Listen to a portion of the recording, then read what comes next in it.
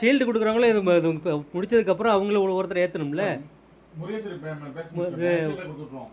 இல்ல 2 பேருக்கு கொடுத்ததுக்கு அப்புறம் தான் முருகேஸ்வரி மேம். ஏன்னா அது மாதிரி அதுவும் செய்றோங்கிறத அவங்க மென்ஷன் பண்ணுவாங்கல்ல. அதனால 2 பேர் இது இவங்க 2 பேர் பேசுறாங்க.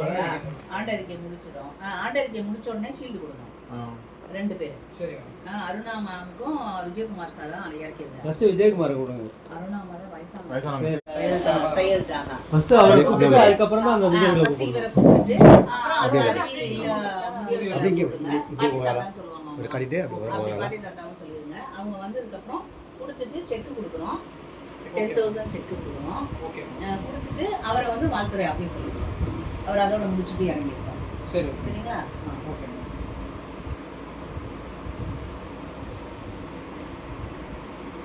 வாழ்த்துறை இது முடிச்சதுக்கு அப்புறமா இவங்க முடிச்சிருக்காங்க. ஆண்ட இருக்கை முடிச்சதான் இவங்க சீஃப் கெஸ்ட் வருவாங்க. இதை கொடுத்ததுக்கப்புறம் ஆண்டறிக்கை சொல்லுங்க. இது முடிச்சோடனே ஆண்டறிக்கை வாசி.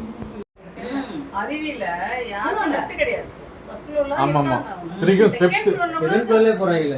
இல்ல அது மட்டும் ஸ்டெப்ஸ் பார்த்தா செங்குத்தா இருக்கு. அன்னைக்கு போயிருந்தோம்ல நம்ம மேல போய் பார்த்தா அவ்வளவு ஸ்டெப்ஸ் செங்குத்தா இருக்கு. கரெக்ட்.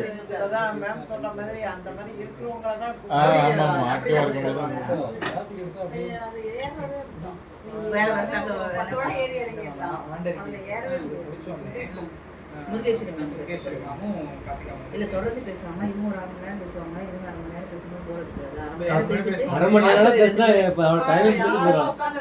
ஆமா 1/2 மணி நேரம் சொல்லிடலாம். டைம் சொல்லிடலாம். 10 நிமிஷம் அவங்கள்ட்ட நீங்க